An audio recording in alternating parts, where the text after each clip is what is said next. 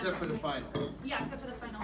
Is that in the slide mostly, or is that also in the book, in the chapters? Well, everything that's in the slides, which I'm hoping you're looking at on your computer, because I actually sent them to you the best resolution I possibly could on purpose, so that you look at them there. You should be able to see a lot of these things better on your Mac or whatever, better than you're going to see in the book. But I took some pictures from the book, I took some pictures from the internet, but I try and take most of them from things I've actually done. Because I get the DICOM image straight and I put it straight in as a DICOM image, and I really can't get any better than that until they give me something better than a slide screen. Okay. But I think that's coming, 'cause that's what they told me is going to happen in the new building. So the test will be mostly from the slides? Just because It's going to be from the slides. Oh, just from the slides. All your images are going to be, I just pull them right out of here and stick them in the test. Cool. Thank you. Yeah. And, you know, you can pretty much plan that I'm going to try and make them as easy as possible, not as hard as possible. Right? You should recognize this one pretty easy, because there's not going to be others that have that. Right? So, and what's the whole, do you understand the whole point of what I'm doing? Have you figured it out? Be a better test. Why I'm doing it? Well, no, I mean, this is all, normally when you're taught, you're just taught a bunch of words. Right? I don't learn like that. I have to see it. And when I see it, I associate things with what I see. That's how I'm trying to teach you.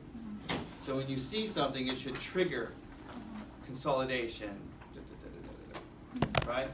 So you know the terms. I mean, I'm here to teach you the terms. I mean, you're going to be taking your test soon, and you're going to need to know these terms when you take that test. I mean, the whole point is knowing the terms. I'm just teaching you visually, just like I do when I was working with you as a clinical coordinator. I don't just spout off a lot of things. I show you pictures. I show you everything and try and help you see it, not just hear it, right? But for those of you that are textbook people, this, you know, probably going to go out the door for you. But if you're easy to memorize and that kind of thing. All right, so the whole point is just so you see things. And then, of course, this is what you do. So you're going to start seeing things, and then you're going to start knowing what they are. And of course, the second part of that is to make sure you recognize what is emergent, right? So depending on your situation, you may need to move something to the front of the queue. You may need to call someone because there is no doctor that's going to look at it until 8 in the morning, right? So that's the point here, all right, in addition to the technical factors and things like that, that I'm hoping you're starting to think about now that I'm pushing you to think about it. All right, any other questions? Okay, so we just kind of left off here. You should see the consolidation both in the middle and the upper, right? And then the alveolar, it will give you the air bronchogram. So that should be kind of your trigger there. All right, so the sharp contrast between the air within the bronchial tree, surrounded, right? All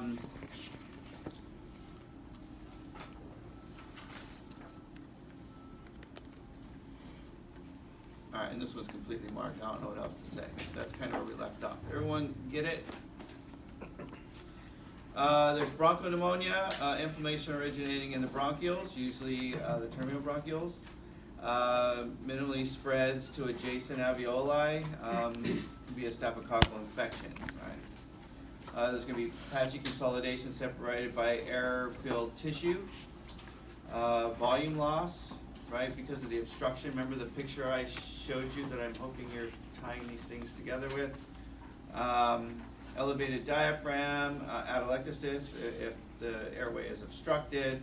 There'll be no air bronchogram in this one, right? So this is how I want you to start looking at stuff, okay? All right, so you should see that, right? You should by now, hopefully, you've had plenty of time over the weekend to study and know that this is not normal, right?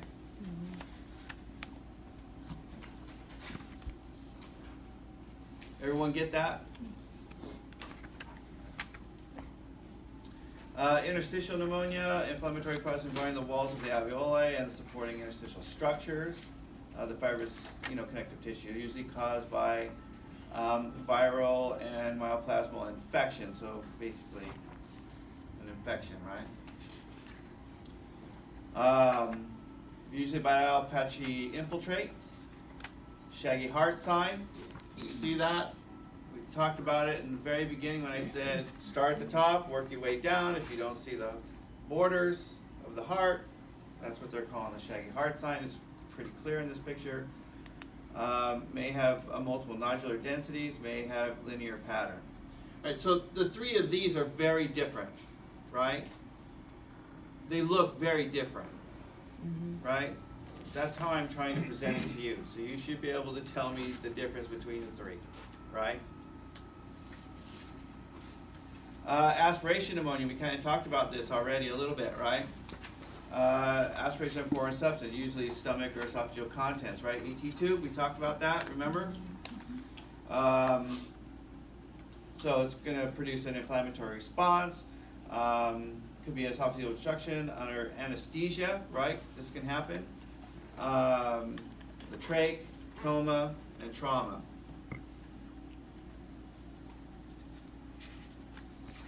That should not look normal, right? Pretty easy to see, right? This one should not look normal to you either, right?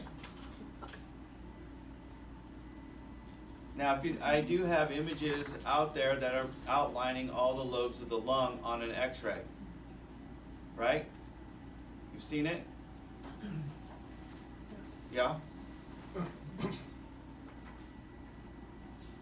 So in the CT, it just presents a little different, right? Because you're taking in one slice at a time. But this can't look normal, right?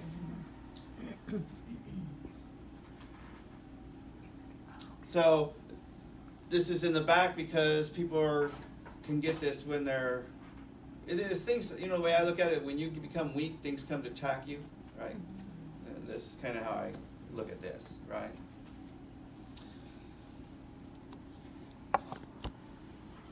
All right, so there's lots of densities, but this should be, you got to recognize that's not normal, right? This edition is still not fixed, so if you are a book reader, make sure you pay attention to my notes and the error that's in the book. I gave you the page numbers and everything, okay?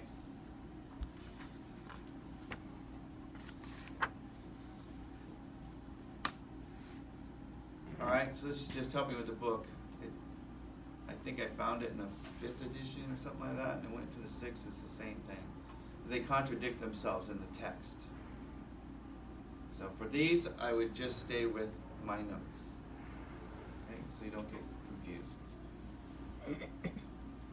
All right, I think this was figure 317 on page 45, shows a similar image as this one, something like that. It's the notes that I have. No air bronchogram demonstrated.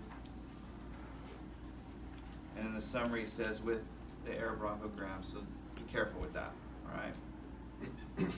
Nonetheless, this should not look normal, right? All right, edema and effusion. Edema is the presence of abnormally large amounts of fluid in intercellular tissue space. I think I showed you a picture of this already. Fluid accumulates between the cells, right? And effusion is the escape of fluid into a part or a tissue, as an exudate or a transudate. I kind of mentioned that already, right?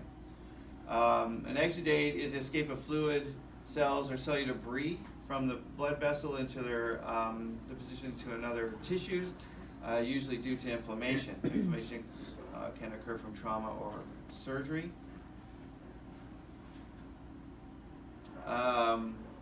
Transudate is a passage of substance through the membrane as a result of a difference in the hydrostatic pressure. Remember I was talking about how it comes out? Yeah. So is effusion, it's not intercellular?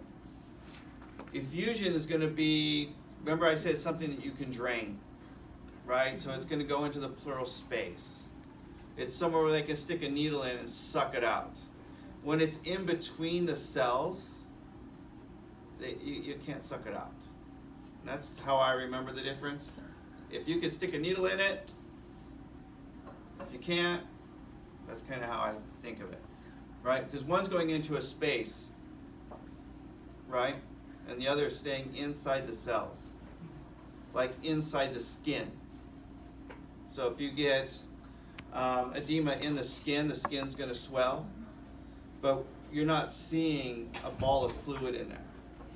And you can't go into in between the cells and pull one little drop out at a time. Does that make sense? Yeah. Yeah, that's the big difference.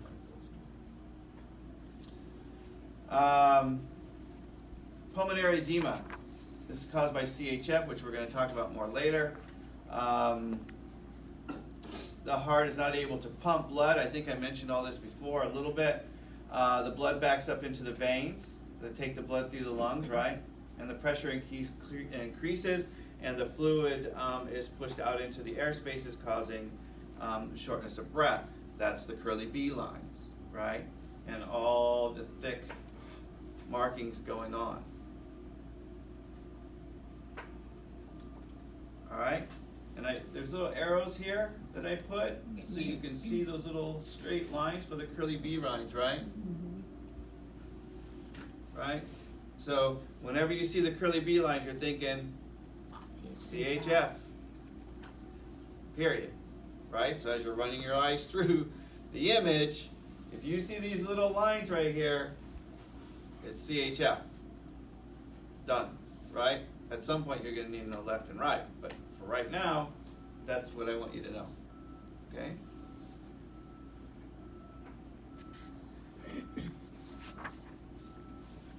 All right, so I think for this slide was for one of those classes that didn't know the white lines were the vessels, because that's what my notes are pointing to. All right, so I think we cleared that up. These are all vessels, right, with blood, correct? All right, and then the curly B lines are the white arrows, and that's what I'm trying to show you there. All right, so that's what this extra picture was for. All right.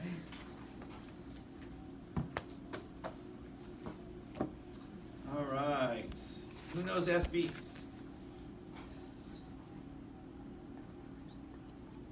Anyone know SB? Who's SB at Sequoia? Or have you guys not met Sachi? Sachi? Yeah. Well, who's that? All right. So this is just kind of before and after, right? So this X-ray was taken, and then this one was taken later. Do you see the difference? Oh wait, who's that? You. Oh, okay. So that's how I get these, right? So I just take them, like I said, I just take them right from the hospital. But you can see the difference before the CHF and then after, right? But even when you look at this one, it's still not real pretty, right? But this one, there is just no doubt. Look at the size of the heart difference, right? You can see, look at way coming up here, right? Right? So this has some bronchial thickening, which we kind of talked about, which you should see, right? This is not 100% normal, right? It's not as clean as what we would like to see as we run our eyes through. But the curly B lines over here aren't there. But boy, are they over here. Right? Right? So kind of interesting. Same patient, just 2 different times, right? All right. All right, edema. So sepsis, burns, allergic reactions, right? So what's sepsis? Pathogen in the blood. It's a bad infection, right? Right? And it could be in the tissue, right?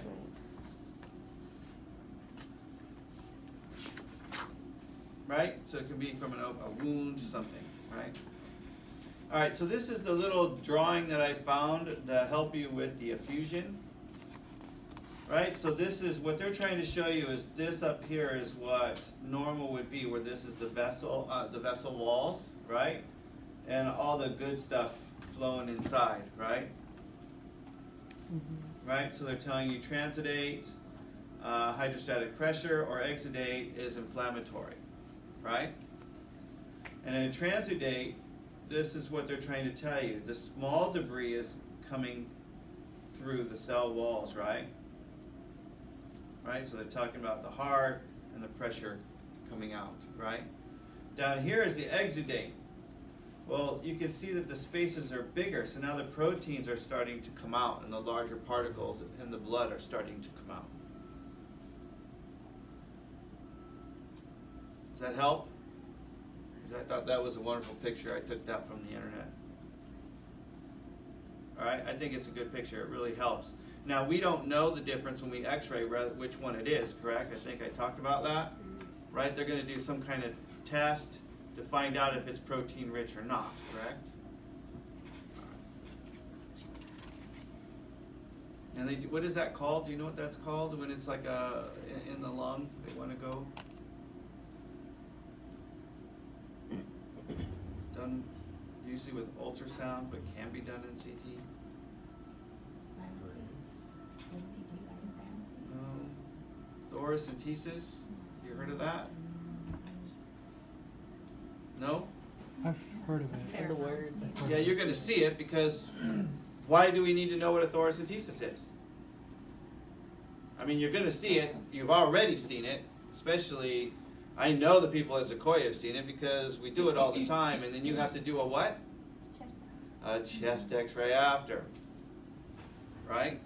They're sticking a needle right there by your lung. Do you think they're going to be looking for something? What were they going to be looking for? Right? They're going to look at how much fluid was removed, right? If it's all gone, they're going to be looking for some kind of pneumothorax, right? Doesn't that make sense? Right? They're going to go into this little narrow cavity and stick a needle in there, and you don't think that there's a risk of puncturing a lung or something? Sure there is. So a thoracentesis is when they puncture the lung to extract. No, they don't puncture the lung, right? In the pleural space. Where's the fluid? Where are they? In the pleural space. In the pleural Oh, space, okay. right? So they're trying to go in between the ribs, not hit all the nerves that are hidden right there, because they know which way where to go. Sticking a needle in there with the ultrasound so that they can get into that little space, right? Start sucking fluid out, and sometimes it's liters, right? Usually when they're doing this, they're taking off two liters, something like that. It's a lot. So these big bottles, and then they get